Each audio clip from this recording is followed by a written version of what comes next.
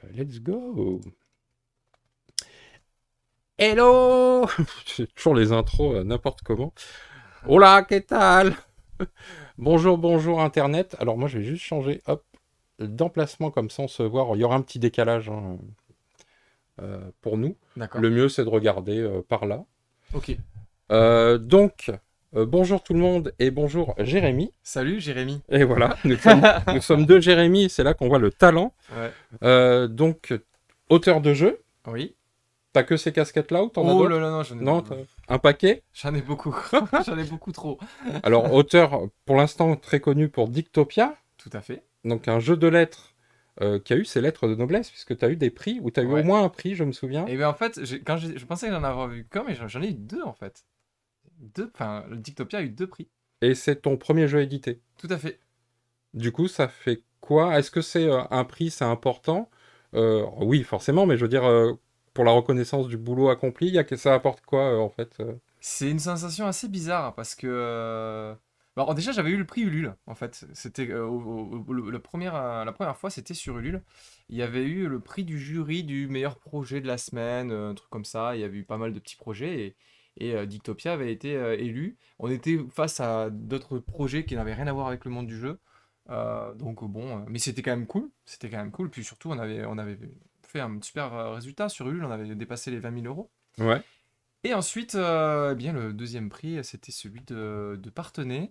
Et là, c'était assez particulier parce que c'est Parthenay, moi, le festival, le Flip, c'est quelque chose que j'adore ce festival parce qu'il dure 15 jours et l'endroit où c'est juste génial parce que c'est dans une cité un peu médiévale et c'est vraiment, vraiment chouette. Il y a tout le village entier, est ludique, quoi. Et c'est en plus, donc ce prix est décerné par le public. Le public va tester différents jeux dans différentes catégories. Et Dictopia a été nominé dans la catégorie écoludique. Donc en plus, c'est une catégorie qui, moi, me tient à cœur et le tient à cœur aussi à l'éditeur. Donc, et c'est le public qui le choisit. Donc c'était vraiment cool. On l'a reçu le samedi soir. Nous, on devait partir avant. Moi, j'y croyais pas forcément trop. Et puis mon éditeur m'a dit, mais si, il reste quand même. Il y a quand même des chances et tout. Bon, allez, je reste. Ça faisait tard pour nous. On est reparti. On est arrivé ici à 2h, 3h du matin chez nous. Donc allez, on est resté. Et puis la cérémonie a duré 1h30. On est là. Oh là là, s'il faut, je vais attendre tout pour rien. J'ai attendu toute la journée. On attend la cérémonie pour rien. Mais en vrai, la cérémonie était de toute façon hyper cool parce il y avait d'autres choses à voir aussi. Enfin, voilà, il y avait toute une cérémonie du monde du jeu, etc. Donc c'était quand même cool. Hein, ça valait le coup quand même. Et puis voilà, au moment où on est appelé, on est un peu enfin, j'étais un peu surpris. Et puis je savais pas quoi dire. Je ne Ah oui, savais pas quoi dire. J'ai fait un vieux jeu de mots. J'ai dit voilà, j'ai fait un jeu de lettres, mais je n'ai pas de mots. Yoann a trouvé ça très drôle. Moi, j'ai trouvé ça avec le recul. Je me suis dit, eh mince, je sais pas si les gens s'attendaient que j'allais faire un jeu de mots. Donc voilà. Mais oui, c'est cool. Ouais, c'est quand même cool. On Ouais. verra par la suite, du coup, si Non, ce mais que, ce c'est que- vers quoi on va aboutir. Mais c'est chouette parce que moi qui aime bien les jeux de lettres, je trouve que c'est un genre qui est pas très exploité Oui. dans le jeu de société.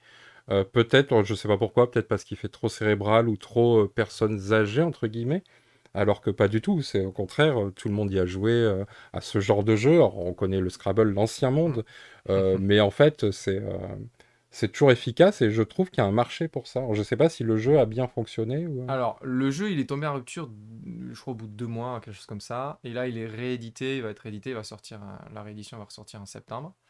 Alors, en fait, moi, pour une première expérience, je peux te dire que c'est quand même assez quelque chose d'avoir fait Dictopia, parce que je ne m'attendais pas à avoir cet effet-là que tu décris. Le côté jeu de lettres fait un peu peur à une bonne partie de la communauté des joueurs. Hein. Et Oui, oui. moi, je m'attendais pas du tout à ça, parce que moi, je m'attendais au contraire. Je fais un jeu de lettres pour être le plus universel possible. Je me dis, quelqu'un qui ne joue pas du tout aux jeux de société, tu lui sors des lettres, il va savoir jouer. Donc moi, je me suis dit, dans cet esprit de faire un jeu de lettres, je me dis, c'est très universel. Et tu peux jouer avec des enfants comme avec des personnes âgées. Les personnes âgées vont savoir y jouer. Oui, oui. Et les jeunes, les moins jeunes, et voilà. Et au final, je pensais pas que ça allait être assez clivant comme ça. Mon éditeur, il a été hyper courageux en me disant, mais moi j'y crois, même si c'est un jeu de lettres, j'y crois parce que le côté carte avec double lettre, etc., il y a quelque chose de malin, il y a quelque chose où vraiment accessible, et donc du coup on va y aller. Et bien, l'aventure, elle s'est pas arrêtée là, hein, parce qu'il y a eu quand même d'autres freins derrière. Et puis au final, on est arrivé enfin, à Dictopia avec un univers qui est fort. Parce qu'au début, il n'y avait pas d'univers. Oui, parce que faut dire, il y a quand même une thématique. Exactement, ouais. Donc c'était complètement abstrait en termes de thème. Et mon éditeur a dit, ça serait bien quand même que je colle à ma ligne éditoriale, hein, Subverti Ouais, ouais. que tu connais bien, ils font des lignes éditoriales engagées. Qui sont du coin. Ils sont toulousains Ils ou... sont toulousains, ouais, Ouais. Yoann, ils sont de Subverti toulousains, ouais. Tout à fait. Salut Rachel. Et du coup, je ne sais plus ce que je ne sais plus ce que je disais. Oui, voilà, il a sorti un thème. Alors, il y a eu plusieurs thèmes qui ont émergé un petit peu. Et puis le thème de la censure est arrivé. Et au début, j'y croyais pas trop parce que la mécanique de jeu ne collait pas trop à ça. Et puis en fait, ça m'a inspiré plein de nouveaux thèmes. Comme le thème, tu sais, la phrase où il faut remplir je suis surveillé par. Et tu dois faire un mot pour compléter la phrase logiquement avec ça. Et du coup, ça m'a inspiré d'autres trucs, le censure avec l'interdit d'utiliser certaines Ouais, lettres, ouais. etc. Et au final, pour coller au thème, et après lui, graphiquement, ils ont trouvé l'idée des yeux, etc. Et en fait, on a réussi à faire coller la mécanique au thème. Et en jouant, je me dis, mais en fait, tu peux pas faire mieux que le thème de la censure, le droit, la liberté d'expression, Ouais, en ouais, fait. Tu peux pas faire mieux. C'est arrivé un peu dans le développement. Enfin, c'est pas du tout l'idée originale. Et j'espère, peut-être que c'est ça qui a fait que les gens avaient envie de tester.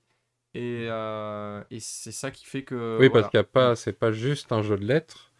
Il y Oui, a aussi une petite promesse de, il y a quelque chose de oui, fort derrière. Il y a oui. on pense à 1984, on pense à, Il y voilà. a une ambiance, ouais. Là où ça se passe, le côté ambiance, c'est sur des mots. Par exemple, il y a le champ lexical du corps humain. Et par exemple, quelqu'un va faire un mot qui n'est pas vraiment une partie du corps humain, mais plus qui va avoir une idée du corps humain. Est-ce que par exemple, blond, est-ce que c'est le corps humain? Tu vois. D'accord. Et donc là, on va voter. Et alors là, on va dire, mais non, mais si, c'est le corps humain. Voilà. Là où ça se passe, là où il y a des débats, c'est sur le je suis caché dans. Donc, je suis caché dans. On peut se cacher dans des endroits improbables depuis que Dictopia est sorti. Je suis caché dans une salade, par exemple. Oui, Ça, on me oui. l'a sorti plusieurs fois. Mais est-ce qu'on peut vraiment être caché dans une salade? Mais oui, mais si tu es une fourmi, tu peux être caché dans une Oui. salade. Donc c'est On peut possible. même cacher dans un panier à salade. Alors du coup, mais si t'es une fourmi, tu peux être caché partout. Donc ça marche pas. Alors voilà, il y a des débats. Et en fait, ça rentre dans le côté un peu ambiance. Ouais, ouais. Et voilà. Ça, Oui, il se passe c'est quelque chose autour de la table. exactement. On n'est pas juste sur un truc, je suis dans mon monde et je fais mes mots fléchés, quoi. Exactement, ouais. Ouais. Et justement, alors, il y a Rachel qui dit que elle t'a troublé. Ouais, peut-être un Mm. peu. Il Non, y a... non, ça Salut va. Ludo aussi. Ça va. Ludo de la Ludo qui est là. Ouais. Justement, moi, ce qui m'intéresse dans le Dictopia, dans un jeu de lettres, c'est que j'ai l'impression, tu vas peut-être me Mm. contredire, que c'est atypique dans la manière du game design. C'est-à-dire que nous, on a l'habitude des jeux avec des points de victoire ou des choses où on se dit c'est mathématique. Là, comment on crée un jeu de lettres en fait? Quelles sont les contraintes où d'habitude on fait un tableur Excel et on dit ben voilà, on fait des formules et on dit bon ben il y a X% de chance, des probabilités. Là, comment on détermine qu'il faut telle lettre, telle carte, telle. En fait, tu viens de le dire. C'est exactement. Ah, mais j'ai fait des tableaux Excel. D'accord. En fait, on dirait pas, mais ça a été énorme, un énorme travail là-dessus. Pour que le jeu soit équilibré et qu'il soit dans les sensations agréables, j'ai fait énormément de tableaux Excel avec des pourcentages de lettres. Aujourd'hui, on trouve très facilement sur Internet la fréquence des voyelles, des lettres dans la langue française. Donc après, j'ai fait une répartition comme ça pour les cartes. Et après, la valeur de chaque lettre, pareil, j'ai fait beaucoup de tests pour que naturellement, quand tu fasses un mot, tu sois très proche de ce que le défi te demande. Pour résumer, pour ceux qui connaissent pas le jeu, vous avez des lettres vous avez des yeux sur chaque lettre, et on va vous demander qu'au total, dans votre mot, il faut qu'il y ait 10 yeux, par exemple. Sachant qu'en moyenne, on fait un mot de 5 voire 6 lettres, ça fait à peu près une moyenne de 2 yeux par lettre. Donc, si la moyenne est de 2 yeux par lettre, c'est-à-dire qu'il va y avoir du 1, du 2 et du 3. Et lorsqu'on va prendre la lettre E, il faut qu'il y ait un peu de 1, un peu de 2, un peu de 3. Et il faut que la lettre E ne soit pas tout le temps avec la même consonne, pour que de temps en temps, on puisse changer pour arriver, ah bien, il me manque un œil, ah, là il y a 2 yeux, il en faudrait 3, ah, mais sur ce E, il y en a 3, donc que je Oui, il puisse faut. changer. Voilà, ce truc-là, qui se passe dans le jeu, eh bien, il a fallu faire, je pense que j'en suis à une quinzaine de tableaux Excel pour arriver à ce résultat, à ce résultat-là, ouais. Oui, parce qu'il faut que ça reste un challenge intellectuel et qui t'inclut dans le jeu, Ouais. tout en ayant la satisfaction d'y arriver en fait. Il faut pas que ce soit un défi impossible, quoi. Mais c'est ce que j'avais un petit peu négligé au tout départ quand j'ai créé Dictopia, c'est l'importance de la valorisation des joueurs, tu sais, de l'expérience de jeu, de se sentir un peu valorisé. Au début, c'était assez exigeant ce que j'avais fait. En gros, pour te donner une idée, il fallait faire jusqu'à 20 points. Tu avais 10 cartes, tu avais des chiffres qui étaient encore plus éclatés. Enfin, c'était très exigeant. Et ça rendait l'expérience un peu complexe. Donc il a fallu réduire la difficulté, mais pas trop non plus, parce qu'il faut quand même qu'on n'ait pas l'impression que ça soit trop facile. Ouais. Il faut montrer que c'est difficile, mais qu'on puisse le faire quand même. Et c'est cet équilibrage-là qui n'était pas facile à obtenir. Et maintenant, j'ai bien compris, tu vois, dans mes prochains jeux, il y a ce côté valorisation que je trouve qui est maintenant indispensable dans les jeux de société. Ce côté, ok, j'arrive à faire des choses, je me sens satisfait d'avoir réussi à faire cette action. Voilà, j'essaye de prendre en compte ça maintenant. Oui, oui, c'est vrai que c'est quelque chose. Il y a Rachouchou qui nous fait des bisous. Je connais ces histoires. Et oui, c'est vrai que c'est quelque chose que j'avais constaté, moi, en festival. À l'époque, j'animais pour Blue Cocker, D'accord. et c'était pour Welcome. Et j'avais remarqué ça, c'est quand on explique la règle de Welcome à des gens qui sont pas très joueurs ou pas Hmm, habitués aux jeux de société, il y a une petite appréhension. hmm. Et c'est toujours génial de voir l'étincelle quand ils ont fait un tour de jeu, quelques cartes, et ils ont compris. Et il y Ouais, a la satisfaction de dire, en ouais, fait, je suis pas idiot, ouais, je sais jouer. ouais, Parce qu'il y a une grande peur qu'on a oui, tous connue. Alors quand on est des joueurs aguerris, on l'a oublié que ça existe. oui, Mais quand on ouais, débute le jeu, il y a cette peur de passer pour un idiot oui. auprès d'un groupe. Et, Et et, les jeux ont et, besoin de ça, en fait, de nous valoriser. et clairement, là, en plus, on est dans un jeu de lettres. Donc, Oui, il y a le côté, t'as pas d'excuses. Tu dois savoir oui, lire, écrire, connaître oui, parce qu'il y a un l'orthographe, côté... la grammaire, le vocabulaire. Il y a ce côté très... Oui, parce que c'est très valorisé et, dans notre et, culture, je sais pas dans le monde, mais... et en fait, j'avais complètement ignoré ce côté-là au départ. Et donc, le but, c'était d'essayer de faire des mots sans maîtriser un vocabulaire spécial. Comme le Scrabble, qui est très exigeant, où il faut maîtriser le vocabulaire des mots de 2 lettres, 3 lettres, les mots avec les lettres W, X, Y, il faut que tu connaisses très bien ça. Eh bien, ce côté exigeant fait peur. Avec Dictopia, tu peux maîtriser ton vocabulaire de 2 3 lettres, ça va pas te servir à grand chose. Oui, oui. Et le vocabulaire avec les X et Y, ça a la même valeur, les Y, ça te Oui, valorise pas oui. forcément. Oui, puis les cartes Voilà. orientent ta manière de réfléchir. Ça te donne des thèmes, ça te donne des Ouais. orientations qui te permet, toi, de te restreindre et pas d'être ah bah oui, mais j'ai 1 milliard de possibilités et je sais plus prendre de décision, quoi. Mais ça, c'est assez bien connu que dans le défi, dans la contrainte, on est plus inspiré. Il y a plein de thèmes d'écriture. Par exemple, je vais t'imposer que dans l'écriture, bon, il y a Georges Perec qui s'était imposé d'écrire sans la lettre E. Bon, là, c'est quand même un level qui est, qui est quand même très élevé. Mais il y a d'autres contraintes, comme par exemple, je vais te dire de faire un texte sur l'amour, avec la lettre M qui va revenir le plus de fois possible, avec le moins de N. Tu vois. Mhm. Eh bien, on va forcément, ça va réduire un petit peu notre champ de pensée et on va s'inspirer de ça pour écrire des super textes. Ouais, ouais. Et le Dictopia, quand je te dis, tu dois faire un mot avec le corps humain, oh, mais c'est super dur. Mais en fait, au final, tu as des mots qui vont venir et au final, tu vas dire, ah, mais je peux le faire parce que les lettres vont te permettre de le faire. Et ça, c'est assez satisfaisant Oui, aussi. puis ce qui est bien avec Dictopia, là où le Scrabble, je trouve que c'est un jeu qui t'enferme dans le sens où très vite, tu deviens très pointu sur les combinaisons gagnantes, et au final, ça va être plutôt une course avec ton adversaire de dire j'ai les bonnes pioches et je vais faire ma combinaison, mais tu joues plus ou moins toujours la même chose. Hmm. Là où Dictopia, bah, tu refais 10 parties, même si tu retombes sur les mêmes cartes, Oui, il y a peu de chances que tu te dis, ah bah oui, là, la oui, solution, c'est toujours fait mur, ou c'est toujours, ah bah non, oui, ça va être un autre truc, quoi. oui. Oui, en fait, ce qui est génial, je trouve, avec les jeux de lettres, c'est pour ça que j'avais fait ce jeu aussi, c'est que la rejouabilité, elle est vraiment incroyable. Mm. Moi, j'aime ces jeux où tu peux vraiment le jouer 100 parties, tu vas faire 100 parties différentes, quoi. Ouais, ouais. Et ça, c'est ce que j'apprécie, quoi. Et alors, Rachel, elle avait gagné avec le mot Varys. Mais j'étais là, ce jour-là. C'était au magasin. Quand j'avais fait la présentation de Dictopia, on faisait des petites manches comme ça de temps en temps. Et elle avait le corps humain, je crois, qu'elle avait réussi à faire Varys, les yeux, le mot long et tout. Donc, parfois. Voilà. Ça m'étonne pas encore, on a de la chance qu'elle a fait un mot Varys, qui est quand même un mot acceptable. Oui. Connaissant Rachel. D'ailleurs, je connaissais un peu Rachel, mais assez peu. Et j'ai appris un peu à la connaître durant cette journée. Et j'ignorais cette facette-là qu'elle avait, mais que moi j'adore, hein. Que moi j'aime beaucoup d'ailleurs. Donc voilà. Effectivement, Varys c'était très soft par rapport à ce qu'elle a pu faire. Justement, tu parlais de Dictopia, donc du développement. Ouais. Euh, Avant d'en arriver à Dictopia, c'était quoi ton parcours? T'étais un joueur? T'étais dans le monde du jeu ou pas du tout? C'est quelque chose qui d'un coup... Bah, moi j'avais la sensation d'être dans le monde du jeu parce que je jouais aux jeux classiques et notamment les échecs. Moi je suis un joueur d'échecs. Je beaucoup, beaucoup, beaucoup joué. Enfin, je joue beaucoup aux échecs. Je suis entraîneur d'échecs. D'ailleurs, je reviens du championnat de France d'échecs. Que je n'ai pas fait, mais bon.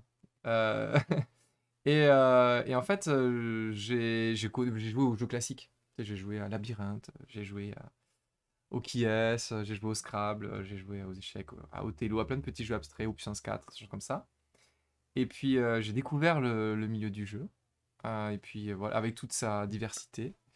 Et ça m'a donné envie de m'y mettre. Et j'ai commencé, alors c'est pas, enfin, c'est mon premier jeu, c'est Dictopia, mais j'ai écrit un petit livre avant que j'ai amené. Je D'accord, sais ouais. pas si tu étais au courant. Non. Eh bien, j'ai écrit un livre d'énigmes. Wow. C'est sur les expressions Hop, françaises ok. et les associations de mots. Ah, C'est un peu, ça peut ressembler un peu à Ricochet, quoi. ok. Oui, c'est vrai, Rachel, tu as raison, ce mot il revient souvent. Voilà, donc, par exemple, je te donne un exemple, je prends une page au hasard. Je te donne Adam, amour et duchesse.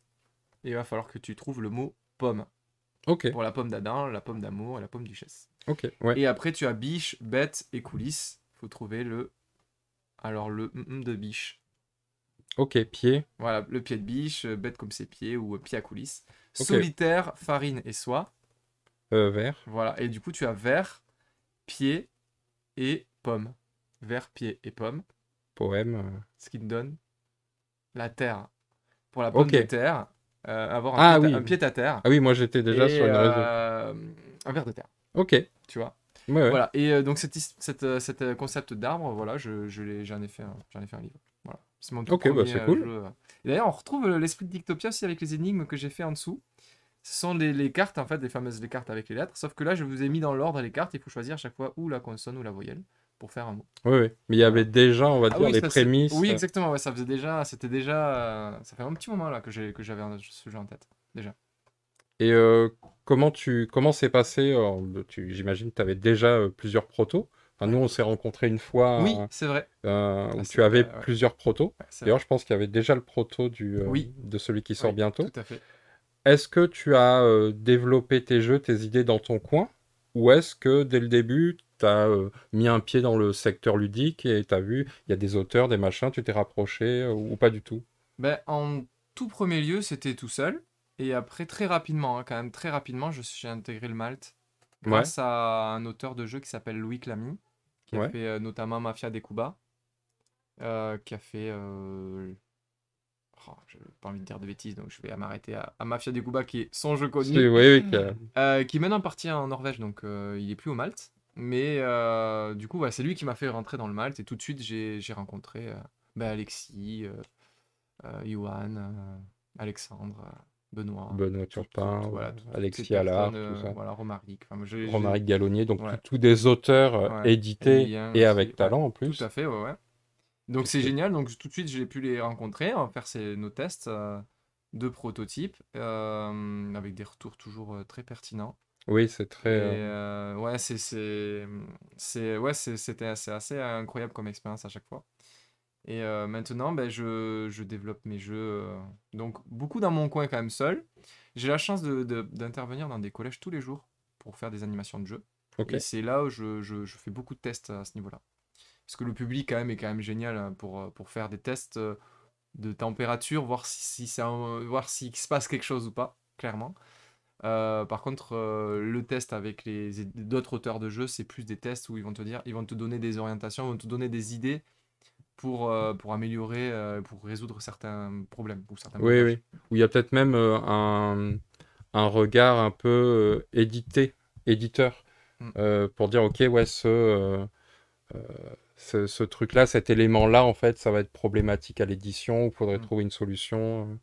mm. Plus. Est-ce que, tiens, ça me fait penser comme ça, est-ce que tu vois des différences entre un public festival, parce que j'imagine que Oui, tu as fait tourner en oui, oui, festival, et le public que tu dis à l'école, tout ça? oui. Est-ce que, ouais, et ça serait Ah quoi oui, clairement, il y a une énorme différence. Clairement. à quel niveau? C'est-à-dire dans l'appétence, les compétences, Mais en fait, c'est beaucoup plus exigeant, je trouve, de conquérir un public, par exemple, que je fais dans les écoles ou même un public lambda, qu'un public de festival. Un public de festival, c'est souvent des publics qui sont souvent hein, habitués. Du coup, ils vont être habitués à pouvoir engranger pas mal de règles de jeu. Ils vont, par exemple, si je fais un jeu à cocher, déjà ça va leur parler. J'arrive avec un jeu à cocher, avec un public lambda dans les collèges, ils ont jamais joué à des jeux à cocher, hein. Oui, oui. Donc déjà, ils vont être, oula, déjà ça va être perturbé. C'est beaucoup plus exigeant. Il faut être beaucoup plus minimaliste dans les règles de jeu. Il faut que il y ait une certaine harmonie. Il faut que ça soit très clair. Il faut que ça soit percutant dès les premières secondes de jeu. C'est-à-dire que dans un festival, ils vont accepter que pendant les 5 10 premières minutes, ils veulent voir, Ouais, ils peuvent sentir, se dire, attends, où ça va nous amener. Ils vont être moins exigeants à ce niveau-là. Après, ils vont avoir d'autres exigences, c'est bien sûr, hein. oui, Mais il oui. y a une vraie différence entre un public lambda qui, lui, il faut que ça soit percutant de suite, il faut qu'ils aient compris les règles de suite, avec un public de festival plus habitué et voilà, avec d'autres attentes quand même. Et toi, en termes de retour, qu'est-ce que tu vas en retirer de chaque public? Ben, moi, j'aime les jeux quand même où on rentre d'entrée dans le jeu, où il y a des règles quand même assez minimalistes et assez harmonieuses. Donc là, c'est vraiment clairement le public lambda qui va m'apporter ça, parce que ça marche de suite. Et après, le public de festival, il va me dire, ça va plus à se jouer sur bah, est-ce que j'ai apporté quelque chose de nouveau? Est-ce que c'est original? Parce que eux, ils vont avoir l'expérience Oui, la culture la ludique. culture ludique qui va dire, ok, c'est génial, mais si c'est pas original, si c'est déjà vu, ou si ça me fait penser à un autre jeu, si ça, ben là-dessus, ça va, voilà, il y Oui, tu es aura dans jamais. une compétition de tous les autres produits culturels, Et oui, jeux de société, oui, là où les autres, tu es juste dans une compétition de est-ce que ça m'amuse ou pas, oui, tout ouais, simple. Ouais, ouais. exactement, ouais. Donc c'est deux expériences qui sont indispensables, importantes. Mm. Donc normalement, vendredi devait sortir Oui, le nouveau jeu, tout à fait. donc Yoxi. Yoxi. Yoxi. Est-ce que ça me fait toujours penser à la soupe aux choux, mais c'est Oxo la terre, mais D'accord, alors ok, ça m'avait jamais dit. hop, j'ai basculé pour montrer. Donc du coup, il y a un petit retard, mais bon, on va dire que depuis un an ou deux, Oui, qui n'est pas en retard, en fait. La vraie c'est date, ça, c'est. c'est ça. Et là, du coup, est-ce que on est sur ce qu'on peut appeler du jeu abstrait? Alors, on est sur réellement un jeu abstrait. Ouais. Est-ce Donc, que juste ouais, avant d'attaquer ouais, là-dessus, bien sûr. je sais que parfois il y a, je sais parce que j'ai eu la discussion il y a pas longtemps avec un ami, Lou, Ouais, qu'on salue, euh, qui disait que pour lui, le jeu abstrait, il l'entendait dans le sens le vrai terme abstrait, c'est-à-dire il n'y a pas de thème. Et il me disait oui, mais dans Azul, il y a un thème, dans machin, alors que pour moi, selon moi, ouais. et du coup tu vas pouvoir trancher. Ah oui, Un jeu abstrait, c'est plutôt un jeu où j'ai toutes les infos, il n'y a pas d'infos cachées, et c'est un jeu d'affrontement souvent. Et voilà, plutôt un truc comme ça. C'est-à-dire que le côté thème, en fait, c'est plutôt un abus de langage sur le terme abstrait que la réalité de il n'y a pas de thème ou quoi. Pour moi, il peut y avoir beaucoup de thèmes, mm. mais c'est pas ça qui va faire le jeu abstrait. Toi, c'est quoi ta définition? Alors, Parce que les échecs, c'est un peu mais non, mais l'emblème du jeu abstrait. c'est vrai, c'est vrai, ouais. C'est pas forcément le plus ancien, mais oui, c'est un peu le, ouais, l'emblème, ouais. C'est très marrant parce que tu mets les pieds directement dans le plat. Je me suis dit, tiens, c'est génial, on va pouvoir parler de jeux abstraits et comment le redéfinir, etc. Et tu mets les pieds dedans et tu dis des choses hyper pertinentes et intéressantes. C'est vrai que dans l'idée, si je vais me fier au côté grammatical, on va dire, de abstrait, moi j'ai en tête carrément que ce soit un jeu qui a pas de thème. Parce que abstrait, voilà, j'imagine des œuvres abstraites où ça va pas définir un paysage, ça va pas définir une figure, c'est donc abstrait. Et donc un jeu de société, si je te présente un jeu avec des lignes, des croix, des points, bah, c'est un jeu abstrait. On va par exemple avoir est-ce que Azul est abstrait? Eh bien non, toi tu lui as bien dit, mais non, regarde, il y a un thème. Oui, mais le thème, il t'a dit quoi du coup quand tu lui as dit Bah qu'il y avait un que thème? oui, il m'a dit bah du coup c'est pas un jeu abstrait s'il y a un Ouais, thème. donc c'est ah oui, pour lui Azul c'était pas un jeu abstrait du coup. Ouais, Ouais, mais moi non plus pour le coup. Alors en fait c'est très simple quand on va voir sur la définition sur les oui, différents des dictionnaires etc. Ils reprennent un peu ce que tu as dit, c'est-à-dire c'est un jeu à information complète. oui voilà, information complète. Ils vont un peu au-delà, ils vont dire que c'est un jeu combinatoire, donc un jeu où je suis capable de dire ok je vais jouer ça, lui va devoir jouer ça et moi je vais jouer ça. Et il y a le côté deux joueurs quand même, tour par tour plutôt. Tour par tour, c'est un coup c'est à moi, un coup c'est à toi, un coup c'est à moi, un coup c'est à toi. Et je crois que ça s'arrête là. Donc clairement, les échecs, bah, pour moi déjà c'est un thème. Donc Ah, il y a un thème dans les pour moi, il n'y en échecs. a rien à voir avec le thème, du coup, réellement, Mhm, puisque les échecs ont un thème, c'est le thème de la guerre, le roi, la dame, etc. Et ouais. pourtant, c'est au tour par tour, c'est information complète, et c'est combinatoire. Donc lui, il rentre parfaitement dans le jeu abstrait. Les dames, bien entendu, Les dames. Il y a la Othello, le gamme chez Go, etc. Gigamic, La gamme, Quarto. voilà, Quarto, etc., etc. Donc ça, c'est clairement du jeu abstrait. Qui n'est pas abstrait, qu'on peut confondre, c'est le backgammon, par exemple. Le backgammon, on pense que Ok. c'est abstrait parce qu'il n'y a pas de thème, mais il y a des dés.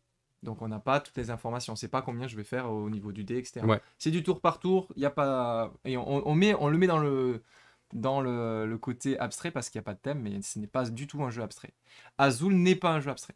Ok. Ah, moi je l'aurais rangé dedans. Et non, puisque qu'est-ce qui se passe? Il n'y a pas l'information complète au départ.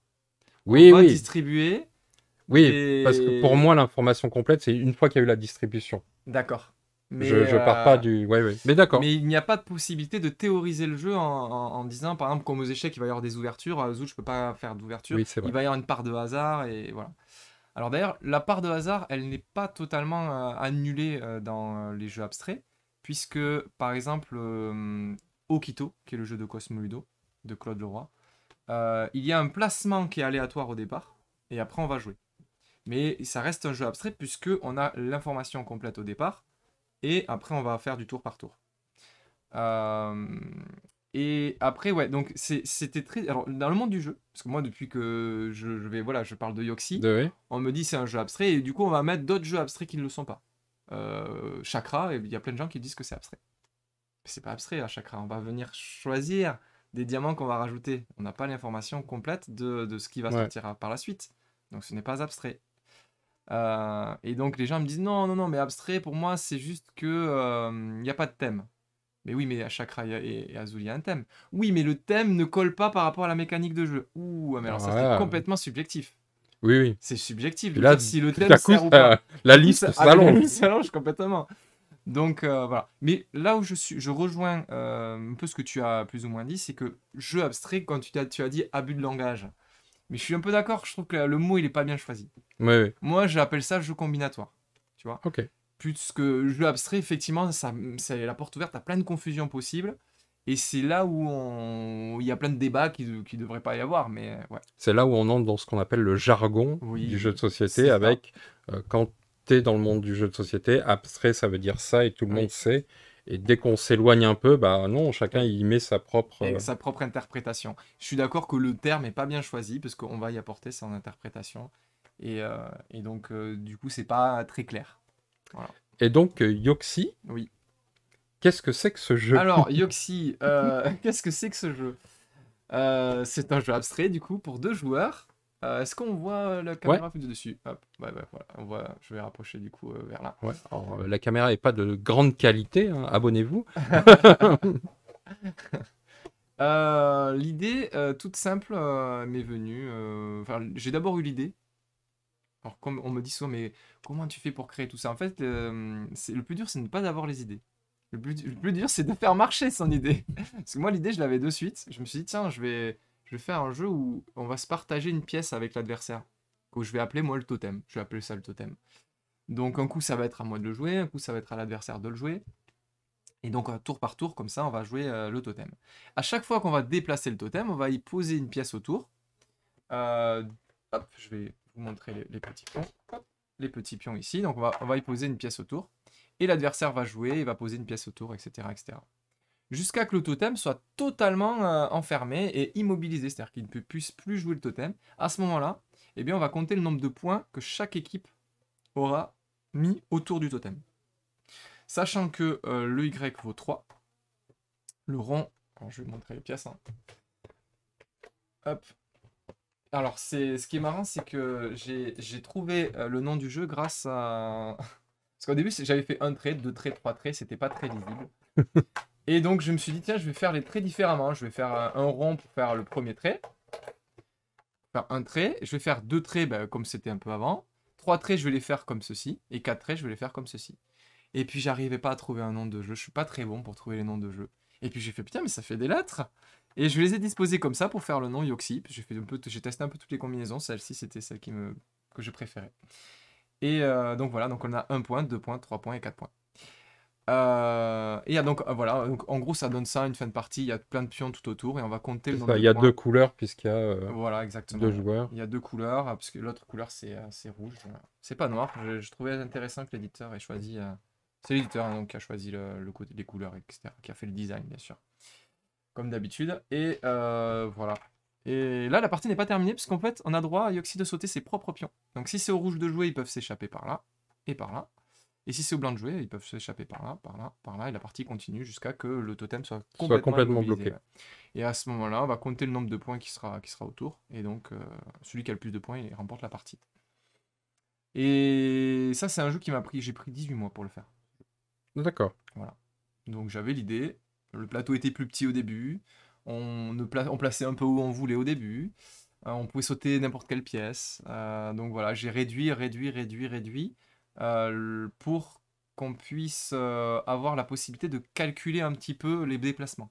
Quand c'était trop chaotique en fait, quand on pouvait déplacer un peu où on voulait, on pouvait poser Oui, où on c'est, voulait, c'était très tu chaotique. commences à vérifier qu'au moment où tu vois qu'il reste plus qu'une, un ou deux emplacements, quoi. Exactement, donc on pose un peu au hasard au début, et voilà. Là, on a ce côté d'encerclement dès le début, puisqu'on va poser autour de lui, et on va essayer de l'encercler dès le début, il se fait presque encercler, mais il y a des rebondissements, il y a des retournements de situation, parce qu'on va pouvoir sauter nos propres pièces, etc.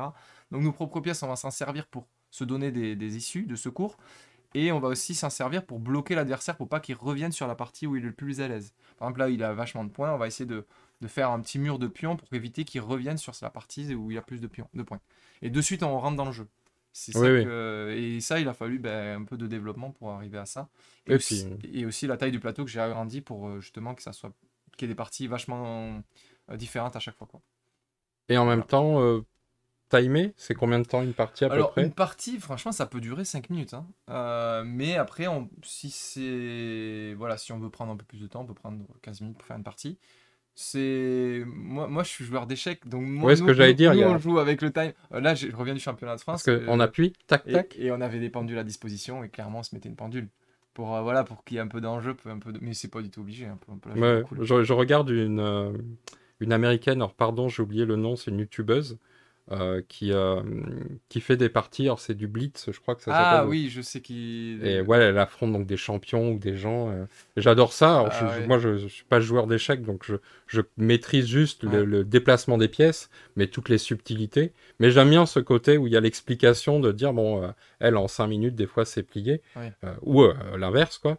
Mais de dire, ok, là, il y a telle stratégie, et c'est, tu réfléchis en, ok, là, il faut pas que je m'enferme, il faut pas que je lui laisse telle opportunité sur telle autre pièce. Donc, donc ouais, je vois un peu ça, le côté où j'ai des pièces qui ont des valeurs, donc ça veut dire que je suis limité dans les pièces de mes valeurs, Mhm. donc il faut pas que je les perde non plus trop facilement, Inutilement, ouais. Mhm. mais en même temps il faut que j'arrive à emmener l'adversaire dans un endroit qui me plaît à moi et Ben pas oui. à lui. Mais clairement, au départ, souvent, j'adore analyser le comportement des joueurs face à des jeux comme ça. Parce que au début, il y a ceux qui vont pas avoir la sensation de maîtriser le jeu, qui vont mettre que des points 1 et 2 partout. Ils vont garder les 4 et les 3. Voilà, ils se disent, je ne maîtrise pas du tout le jeu, je vais me les garder pour vers la fin, les mettre et essayer de voir comment ça tourne. Mais en fait, ça, c'est pas forcément la bonne chose. Parce qu'en fait, on va mettre des points nulle part, on va être influent nulle part, on n'aura aucune zone où on sera fort. Et si moi, je mets des 4 et des 3 partout, je vais être fort partout. Et du coup, tu vas être très embêté. Et il y a d'autres joueurs, voilà, qui osent vraiment mettre des points n'importe où, très fort. Et voilà, j'adore analyser ça parce que au début, leur première expérience de jeu, t'en as pas.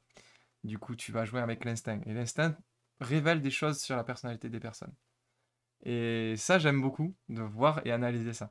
Ouais. Voilà. Montre-moi comment tu joues et je te dirai qui Qui tu es, tu quoi. es? Oh, mais ça, c'est ouais, c'est une phrase de joueur d'échecs, ça. Je sais plus qui c'est qui a dit ça d'ailleurs. D'accord. Mais oui. Et justement, est-ce que quand tu développes un jeu abstrait, est-ce que, je sais pas, hein, c'est une question Mhm. comme ça, et peut-être avec ton éditeur aussi, est-ce que c'est comment est perçu le jeu abstrait dans le monde ludique? Tout à l'heure, on parlait des jeux de lettres, où il y a une perception assez, Ouais, voilà, on va dire que c'est quand même un truc niche. ouais. Euh, les jeux abstraits, j'ai l'impression que c'est aussi un truc assez qui fait peur, qui peut faire froid, alors qu'on parlait tout à l'heure de la gamme Gigamic qui est géniale, Ouais. euh, qui fonctionne avec tout le monde. Là, pour le coup, c'est des règles extrêmement simples, minimalistes. Comme là, il n'y a pas besoin Mm. d'explication de 5 minutes. On te montre c'est ça, et hop, tu peux jouer, quoi. Ouais. C'est des jeux à courbe d'apprentissage, Oui. et on est dans un monde où les gens veulent de l'immédiateté. Ouais. Du coup, est-ce que tout ça, voilà, c'est quelque chose qui vous êtes dit, ouais, ça vaut le coup, on y va? Ou comment vous avez abordé, je sais pas. Bah, pour le coup, Cosmo Ludo, ils font que des jeux abstraits. Donc, moi, quand Donc eux, j'ai... c'est leur domaine, quoi. Sachant que quand j'ai fait ce jeu, moi, pareil, encore une fois, j'ai fait un jeu de lettres pensant que c'était universel. Pour moi, le jeu abstrait est universel et s'adresse à tout le monde, puisque les règles sont toujours très très simples, et on va pouvoir y jouer de suite. Donc moi, persuadé que voilà, j'allais pouvoir aborder les éditeurs avec grande sérénité sur ce genre de jeu. Eh bien, non, je me suis encore trompé. C'est que les jeux abstraits, alors là, c'est une raison différente, un petit peu, on va dire. Il y a le côté, effectivement, comme dans le jeu de lettres, ça veut dire qu'il y a un côté un peu exigeant, je vais affronter une intelligence contre une autre, je vais avoir la peur de me dire, waouh, est-ce que je suis moins intelligent que l'autre personne? Il y a ce côté-là, un peu, mais il y a surtout l'autre côté un peu marketing et commercial qui est de, moi, quand je rentre dans une boutique de jeux, je vais acheter un thème, je vais acheter une promesse, j'achète pas une mécanique de jeu, parce que la plupart des gens ne connaissent pas forcément les jeux actuels. Et quand ils voient un jeu avec des pirates, ou un jeu avec des dragons, ou un jeu avec des paquets de chips par exemple, Ouais, ouais. ils Ça leur achètent, parle, quoi. ça leur parle, ils achètent une promesse de jeu. Ils vont pas aller au-delà de la mécanique. Un jeu abstrait, bah, ils vont voir des pions, des points, des cases. Et ici, je t'en mets 10 devant, tu vas être incapable de faire ton choix. Ouais. Donc commercialement parlant, c'est pas facile. Il y a deux éditeurs qui arrivent, on va dire. Enfin, surtout aujourd'hui, c'est parce qu'ils ont de l'ancienneté, c'est Gigamic. Et là, c'est assez récent. Cosmo Ludo arrive avec quand même une grosse gamme de jeux, avec des jeux de Claude Leroy. Claude Leroy, c'est un peu le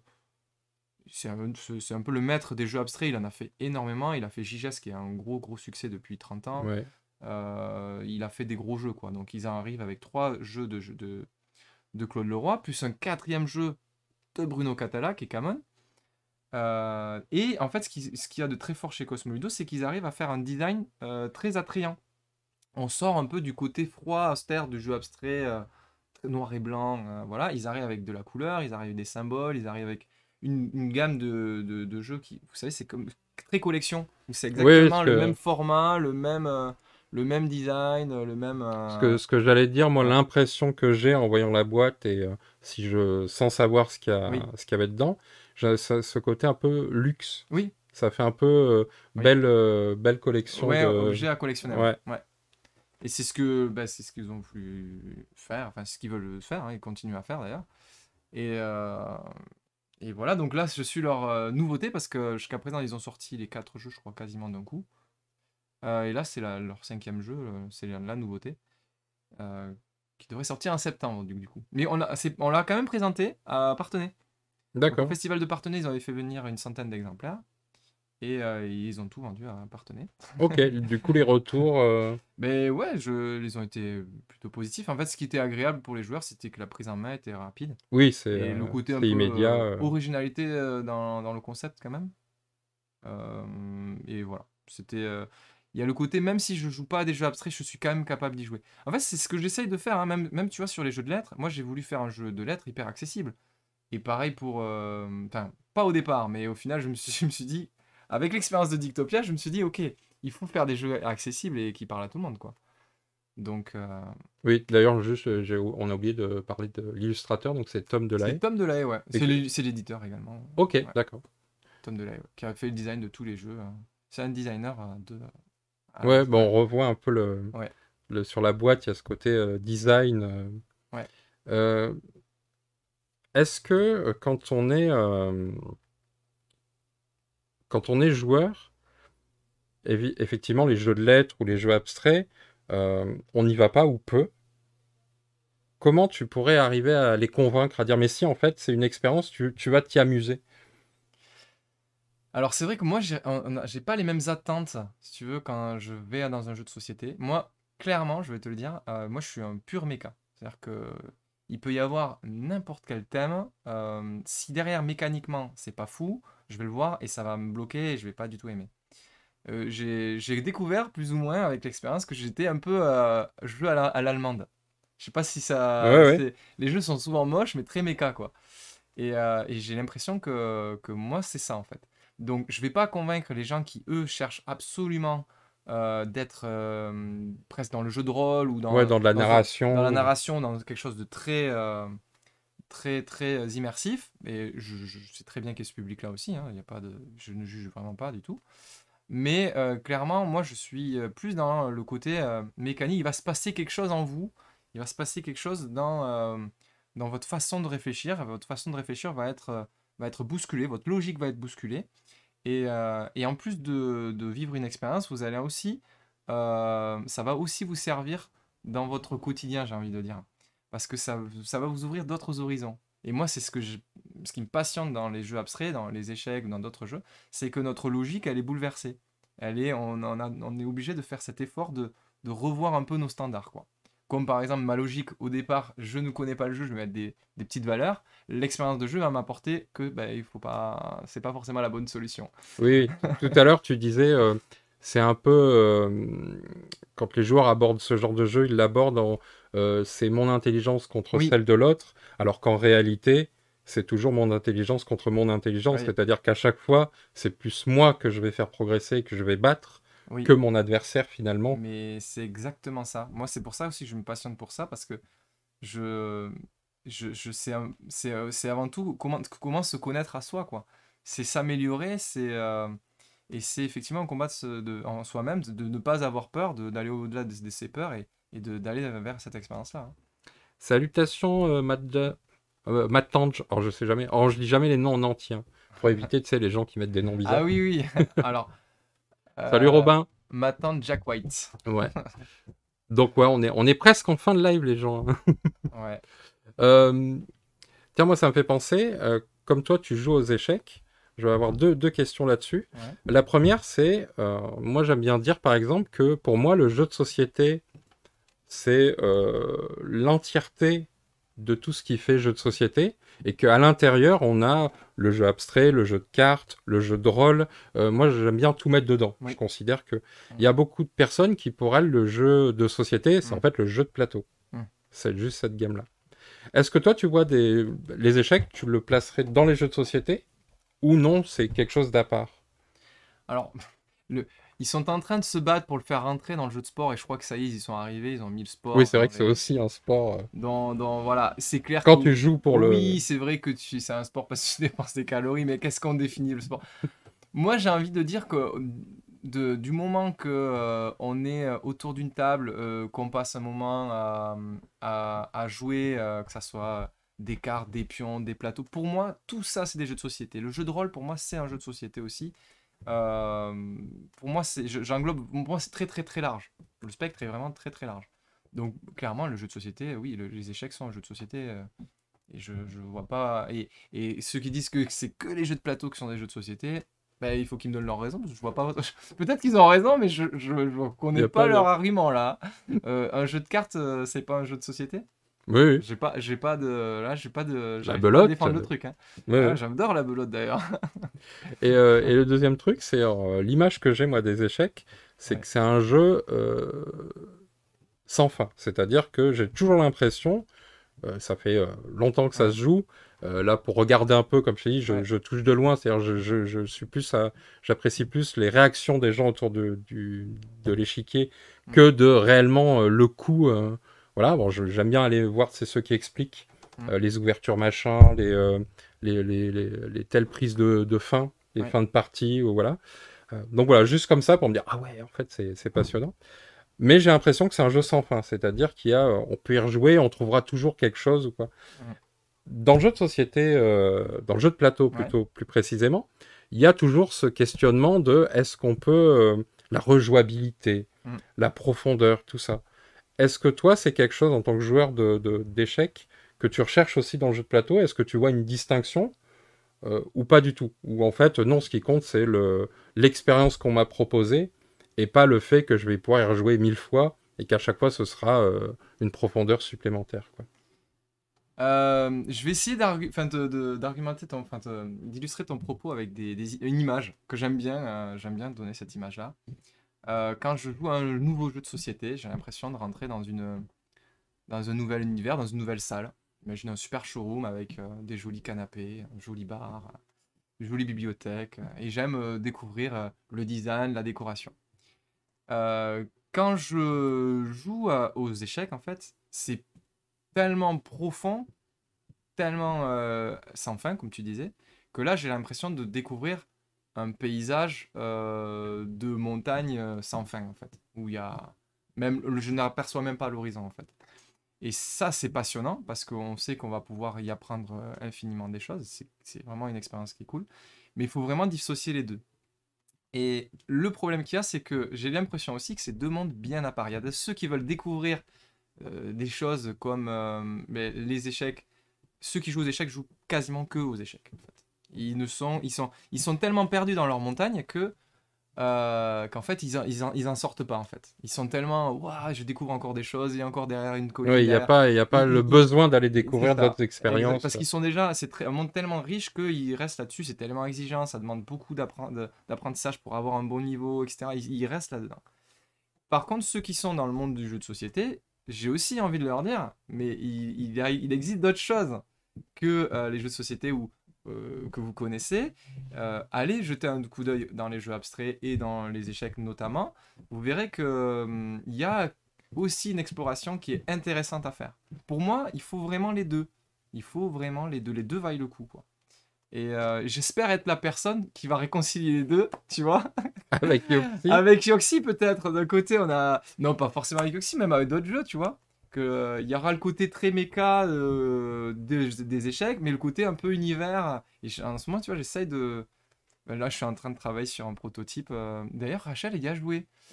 J'ai un prototype de jeu que je fais avec Alexandre Aguilar, l'auteur de Captain Noir. Ouais.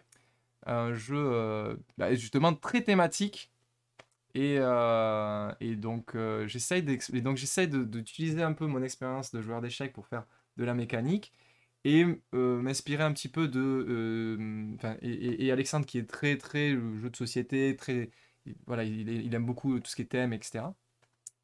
Et donc voilà, on essaie de mixer un peu les deux et de s'accorder pour faire un jeu. Donc là, il est encore on approche de quelque chose de vraiment vraiment chouette. Je sais pas, d'ailleurs, Rachel, tu nous diras. Parce qu'elle a testé, elle le valide. Euh, je n'ai pas osé terminer le titre plus. Ah oui, d'accord. Et donc voilà, donc j'essaye peut-être qu'avec d'autres jeux, j'arriverai à réconcilier ces deux mondes en tout cas. Ouais, ouais. Voilà. Je pense qu'on a fait un peu le tour. J'aurais juste Oh, ouais, on a encore oh, 5 encore un minutes, ouais. petit ça. 5-10 minutes, ouais. Pardon. Ouais. Je vais boire un petit peu d'eau. Ouais. T'as un verre d'ailleurs. Hein, Ah ok, ah merci, c'était pour moi. Merci, à la vôtre. Justement, je suis beaucoup sur les échecs parce que je trouve que c'est assez intéressant. Tu sais, j'ai l'impression, tu sais, d'avoir trouvé la personne qui a un truc honteux. Ah Non, mais c'est vrai que c'est rare de. oui, En fait, dans le monde du jeu, dans les auteurs de jeux, c'est rare qu'ils parlent de leur passion ou de ce qu'ils aiment en dehors de ce qu'ils ont produit. oui. Et donc là, je trouve ça intéressant. Et du coup, en tant que joueur d'échecs, est-ce que, alors, forcément, que quand on joue, on est nourri pour notre créativité, Mais toi, qu'est-ce que tu puises dans les échecs qui t'aident dans la création ludique au sens large, hein, pas forcément sur ces deux jeux, mais Mm. sur tes autres protos, quoi? Mais en fait, je parle souvent des émotions, tu sais, quand on a une expérience de jeu, tu sais, t'as une émotion. Et dans les échecs, l'émotion j'aime, c'est d'arriver à anticiper les choses ou à essayer de construire quelque chose. Je construis quelque chose qui va m'amener à... Alors, ça peut m'amener à un échec total, mais au moins j'apprends de mes erreurs et je sais que construire le jeu comme ça, mais ça m'amène à quelque chose qui est pas bon. Et ou alors essayer de faire cet effort de construire, avoir une idée en tête et l'amener au bout et ça m'amène à la victoire. Et c'est ce côté-là, c'est hyper satisfaisant. Et je sais pas, il faudrait que je te donne un exemple dans le jeu de société. Je vais prendre le jeu de société peut-être Next Station London, peut-être qui a très très joué en ce moment et que j'ai beaucoup joué. Il y a ce côté un peu que je retrouve, tu vois, de ok, je vais dessiner mes réseaux de métro d'une façon à essayer d'explorer au maximum toutes les zones de la grille pour avoir certains bonus, quitte à me mettre en l'air sur certains objectifs, tu vois. Ou alors d'autres jeux, par exemple Seven Wonders Duel, où je retrouve un peu les mêmes sensations. Ouais. Ok, je vais m'appliquer, je vais rusher vite les ressources pour vraiment avoir une économie solide et pour pouvoir faire avoir des merveilles rapidement. Ou alors je vais rusher absolument l'armée pour vraiment être devant lui et Oui, il y a un après côté qu'il est... développement et un côté Voilà. tempo qu'on retrouve. Ouais, exactement. Oui, et ce côté-là, moi, c'est ce que j'essaye de faire, j'adore ça en fait. Ce côté, je mets en place une stratégie et je vois ce qu'il en sort. Ça, c'est cette sensation-là que j'aimerais retrouver. Les échecs le font tellement bien, tellement bien. Enfin, Oui, oui, c'est vrai que c'est incroyable d'essayer de refaire à peu près la même chose dans un jeu de société. Si on y arrive, c'est génial, quoi. oui, c'est... C'est vraiment génial. Et les Magic aussi, parce que moi, j'ai pas parlé de ça, mais j'ai beaucoup joué au Magic quand même. Un truc un peu du geek quand même. J'ai été un peu geek, tu vois, Ouais, ouais. dans ma jeunesse. J'ai joué pas mal à Magic, qui a ce côté un petit peu. Mais là, elle se fait avant, elle se fait dans la construction du Oui, deck, oui. tu vois. Tout le jeu est dans la construction du deck, Exactement. normalement. Donc tu fais ta construction de deck et puis tu vois comment il... T'imagines la façon dont il va sortir et qu'est-ce qu'il va... Oui, la Comment il va... synergie que tu vas Voilà, pouvoir mettre en exactement. place. Ça, ce truc-là est génial. Si on arrivait à jouer, à créer un jeu un peu dans cet esprit-là, très simple, minimaliste, ça serait cool. Le Magic, c'est tellement... Maintenant, c'est devenu tellement Oui, complexe. oui. Enfin, beaucoup de choses. Mais Oui, alors, des milliers de cartes, des milliers de combinaisons. ouais. Oui, oui. Mais toujours ce côté quand même cérébral, quoi. Toi, Ouais, c'est ce ouais. qui te nourrit. Mais alors, oui et non. Alors, moi, c'est ce qui sort de mon esprit. Je fais, j'essaie de faire des jeux ambiance, vraiment 100% ambiance. J'y arrive pas, en fait. Pourtant, et je suis friand de ça, hein, j'aime beaucoup, hein. Tu veux dire que le Jérémy auteur n'est pas le même que le Jérémy joueur? Ben, si, mais j'ai forcément un côté, comme tout le monde, j'aime les jeux de mime, les jeux de théâtral, j'adore, hein. Ouais, J'aime beaucoup ça, mais les jeux que j'ai fait à ce niveau-là, bah, il n'y a rien de nouveau, en fait, tu vois. Je m'inspire trop de choses que j'ai déjà vécues dans les jeux. J'ai pas une inspiration incroyable par rapport à ça. Peut-être que ça viendra, hein. ouais. Mais aujourd'hui, non, ça reste très mécanique, quoi. Mais j'aime bien ça, tu vois. Et alors, un jeu d'ambiance que j'aime beaucoup, c'est bête, mais c'est un jeu aussi un peu cérébral. Je me dis bien, c'est vrai qu'il faut quand même que ça fasse un peu. C'est fou, fou, fou, tu vois. Ouais? Bon, ils sont trop d'auteurs, mais je vais citer Théo Rivière parce que je sais qu'il est dedans, mais je crois qu'il y a Corentin Lebras Il y a... aussi. Ouais, Je ouais. crois, non, il y a deux auteurs, ouais, Corentin Lebras et Théo Rivière. Ce côté où je pioche, le côté minimaliste dans les règles, j'adore. Tu sais, tu pioches une carte, tu poses, tu as une action à faire. C'est génial. Et Oui, il faut que tu te souviennes de toutes tes actions, mais tu te souviens aussi des autres actions pour balancer quand l'autre n'a pas fait son action. Il y a ce côté un peu absurde des actions qu'on doit faire. Et voilà, tu déclenches des rires. Et qui le fait. côté très minimaliste. Voilà, ça, c'est vraiment le jeu d'ambiance que j'aurais aimé créer, par exemple, tu vois. Mais j'aime les jeux d'ambiance, ça, clairement, hein. J'aime bien les jeux d'ambiance aussi. Donc, je suis pas que le côté, tu sais, un peu élitiste des jeux abstraits. C'est souvent ce qu'on reproche, tu vois, aux gens qui aiment les jeux abstraits. Le côté très élitiste, très. En fait, pas du tout, hein. Moi, je pas du tout comme ça, hein. Oui, oui, Pas c'est du un tout, du côté. tout. D'ailleurs, Ouais. ça me fait penser. comme on parlait des échecs, et là tu parlais de Ouais. l'ambiance, ça fait penser à Tempête sur l'échiquier Oui, de oui, Catala, oui, et ouais. c'est Catala et Feduti ou Feduti? Feduti sûr, mais Kata, je Ouais, sais c'est pas. Ouais, Feduti, ouais. peut-être, ouais. Et oui, oui, je me souviens de ça, Ouais. et effectivement, alors ça par contre j'y ai joué. D'accord, ok. Ça, c'est Là génial parce voilà, que et c'était, oui, oui. il y a le côté un peu ambiance, ça rééquilibre un peu le truc et ça Oui, apporte la... ça apporte du Ouais. chaos. Ah oui, ça apporte du calou là où normalement il y en a pas, tu vois. Oui, Mais c'est génial. Ouais, mais ça me gêne pas ce genre d'expérience, au contraire. dans les... est-ce Ouais, c'était que, bon, c'est bon, on a encore ouais, encore un peu, ouais, 5 minutes. les prochains projets, est-ce qu'il y a des choses dans les tuyaux, ou là c'est Mais que pour l'instant du proto et pas encore... ben, tiens, je vais faire à nos amis éditeurs. J'ai donné, il y a pas mal d'éditeurs qui ont des prototypes en main, mais où on attend des réponses. C'est long. Je m'attendais pas à que ça soit aussi long des fois. Ouais, Ouais. Des fois, c'est bon. Moi, je m'attendais à des réponses. Alors, dans ceux qui, il y en a qui répondent très vite. Je peux le citer parce que lui, c'est cool, hein. C'est Scorpion Masqué, il va te dire oui, non, ou ça m'intéresse pas assez rapidement. Il y a d'autres éditeurs, je vais pas les citer, mais ça, c'est plus d'un an de réponse, quoi. ah oui, Ouais. On a trop de projets, on n'a pas le temps de s'y mettre, on n'a pas le temps de regarder.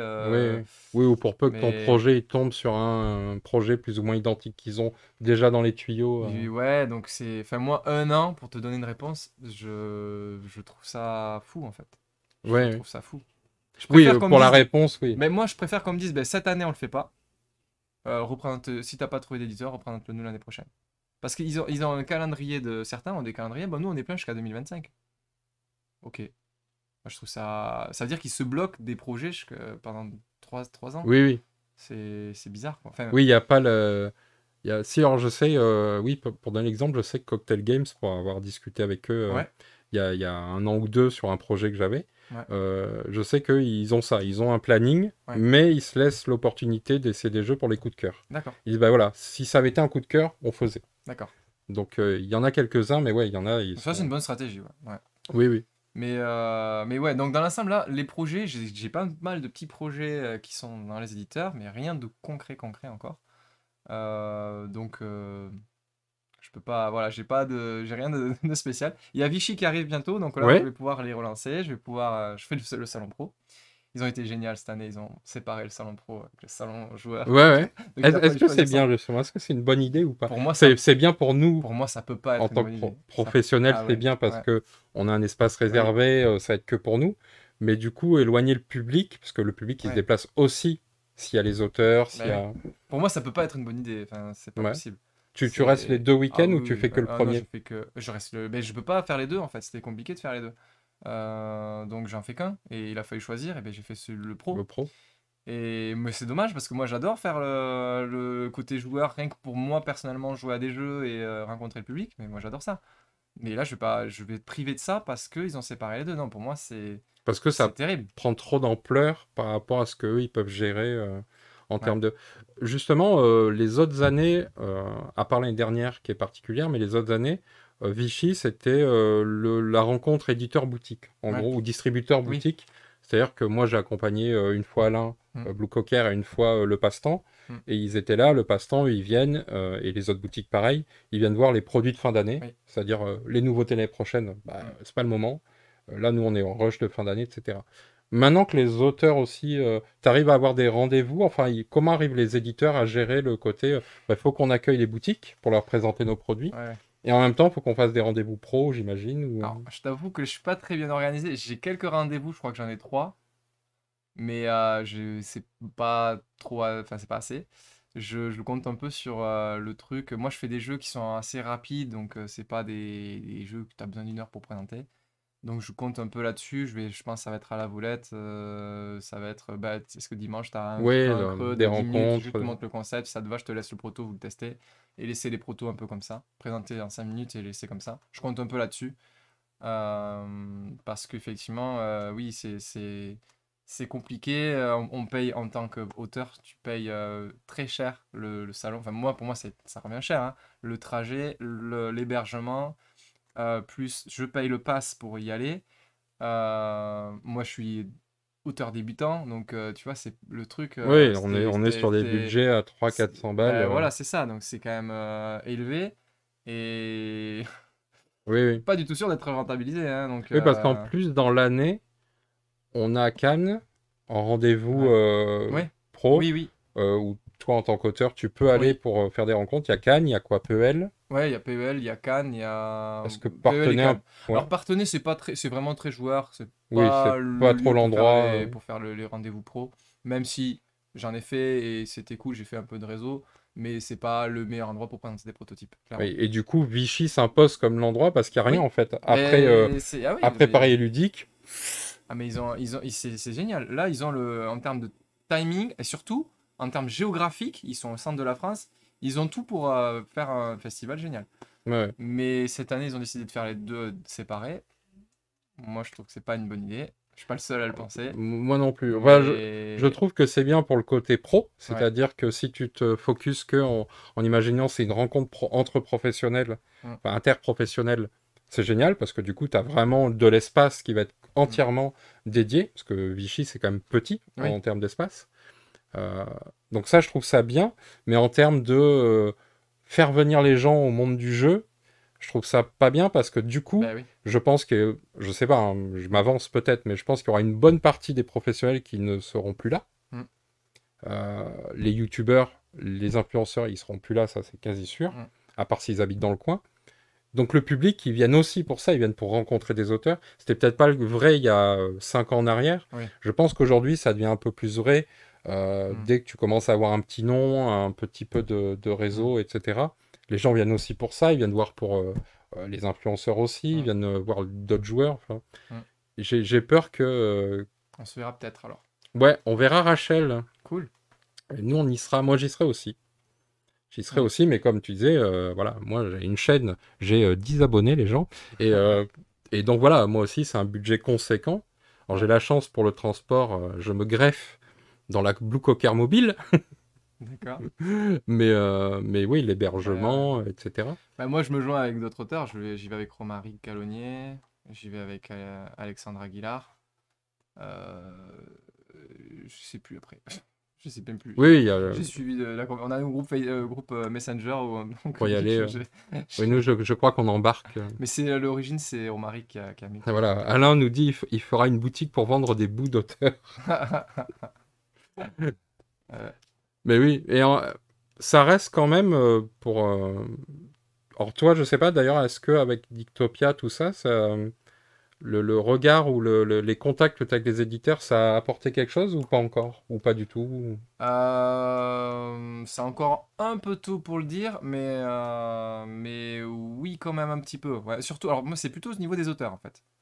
C'est les auteurs qui viennent. Les auteurs t'ont Ouais, repéré en disant ouais, oh, ok, ouais, ça c'est voilà, cool. ouais, ils m'ont. Franchement, ça fait plaisir d'avoir des retours d'auteurs. Je trouve que c'est la plus belle valeur que tu puisses avoir, plus qu'un éditeur, vraiment. C'est. Désolé s'il y a des éditeurs qui vont être vexés, peut-être, je sais pas.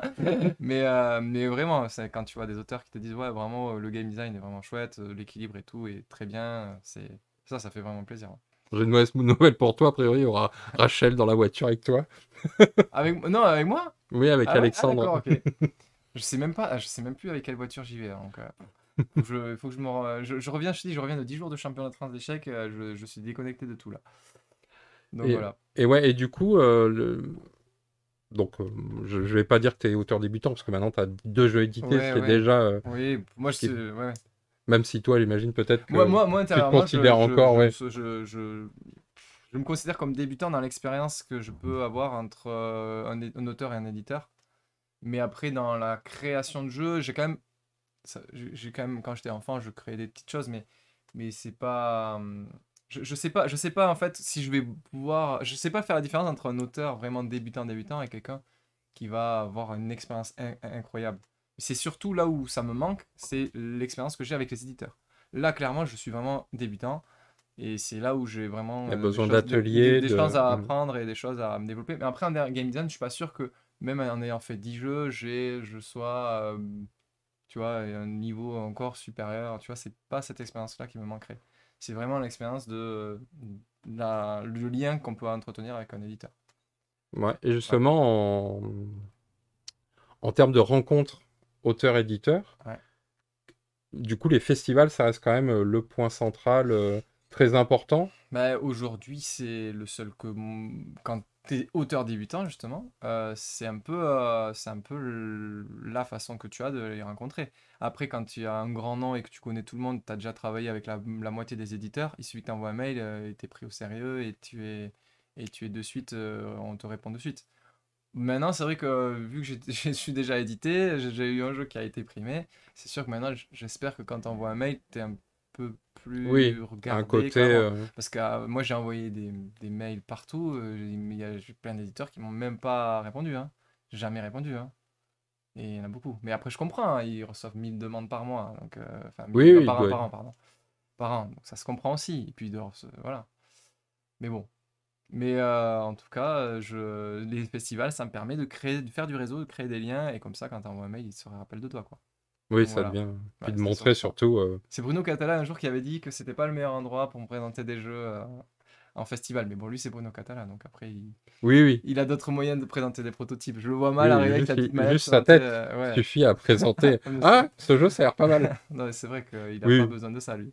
oui, forcément, il y Ouais, a. ouais. C'est vrai que c'est un secteur qui a quand même, pour l'avoir vu avec diverses personnes, qui a un peu une prime à, peu importe ce que tu as fait et que tu l'aies fait bien, on va Mm. pas te reconnaître. Ouais, Par contre, si tu obtiens un as d'or, un succès de vente, ouais, à ce moment-là, tout de suite, les gens vont dire, ah, tu vois, il y a un petit peu ce côté j'ai trouvé, qui est sûrement peut-être pareil à d'autres secteurs, mais pas valorisant dans le sens où, bah, en fait, le jeu d'avant, qui a pas eu l'as d'or, mais je l'ai travaillé aussi bien, en fait, ouais, tu vois. ouais, Et tu vois, il n'y a pas ce côté, il y a ouais, plutôt le côté, ah ouais, là, c'est le succès qui compte, qui te valorise plus que bah, le concret. C'est-à-dire, bah, j'ai fait ce ouais, jeu, regarde, il y a la mécanique, l'éditeur, il a bien travaillé, l'illustrateur, il a fait le taf, et le produit qu'on a fourni, en fait, il est aussi travaillé que celui qui a eu la ouais. chance d'avoir un prix ou quoi. Mais oui, oui, Et oui, je oui.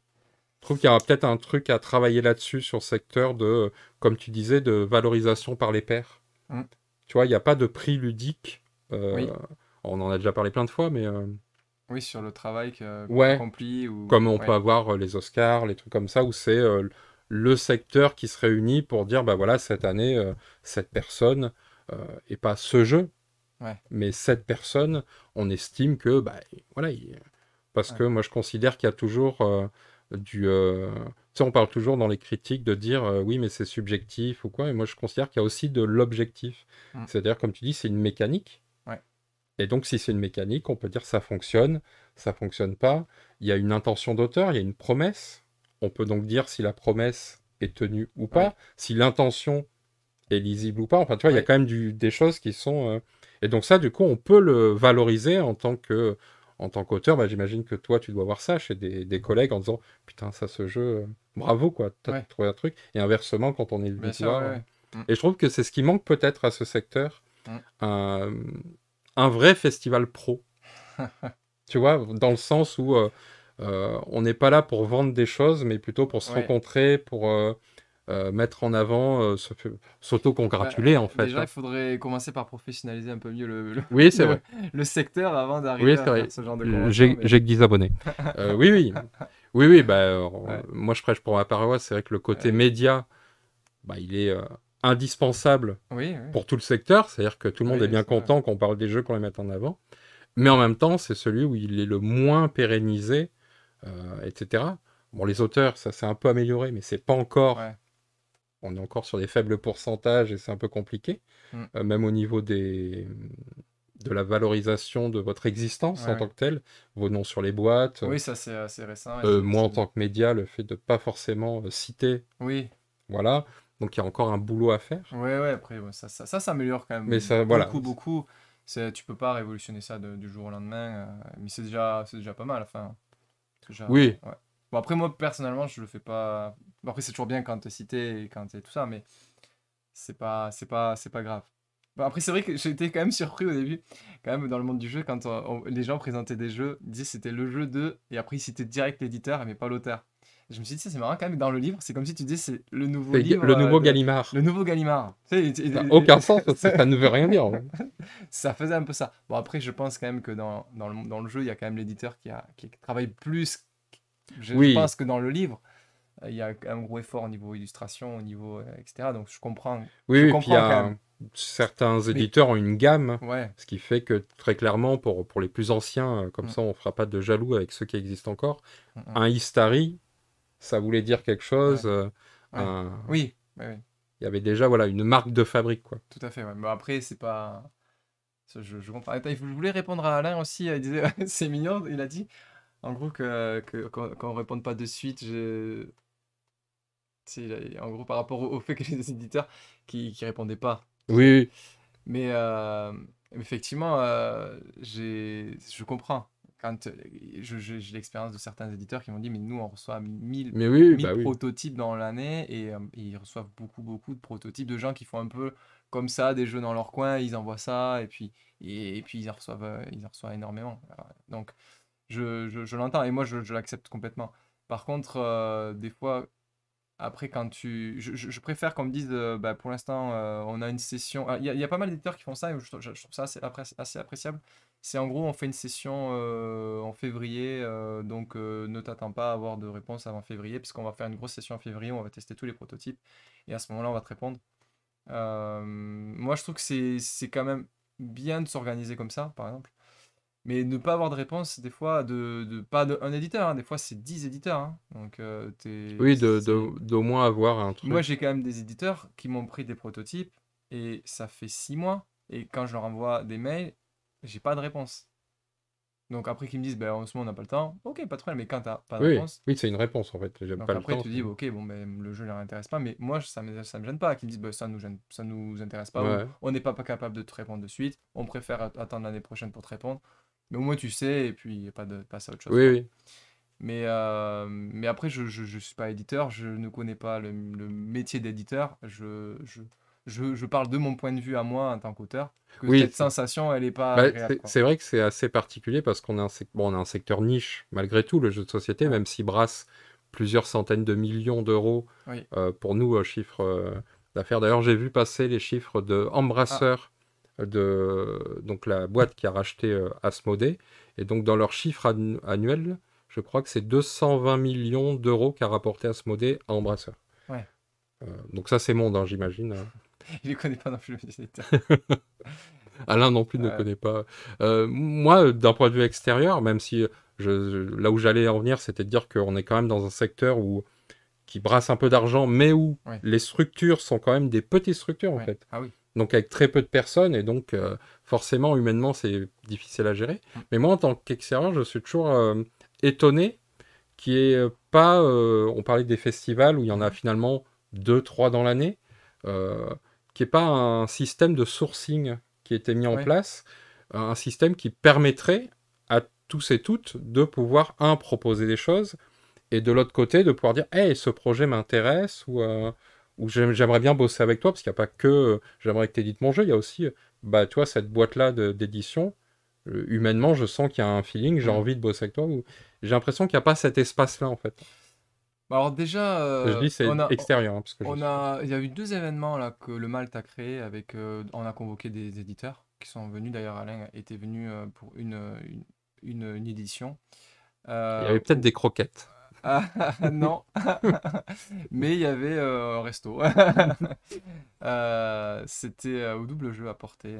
En fait, on avait fait venir Gigamic, Alain, et puis il y avait Subverti aussi. Et puis les auteurs avaient pu présenter leurs prototypes. Et ce genre de rencontre, c'est vraiment génial. C'était ma première expérience, moi. Donc, ça remonte à un petit moment. Et c'était chouette. Et après, on en a créé un deuxième. On a appelé ça la Connect. On avait invité d'autres éditeurs et tout ça. Donc c'était. Voilà, on les crée ces moments-là. Et ça, c'est intéressant. Et puis juste pour finir avec les éditeurs, c'est pas tous les éditeurs hein, que j'ai cités. Oui, Voilà, oui, oui. c'est toi, tous les éditeurs ne sont pas comme ça.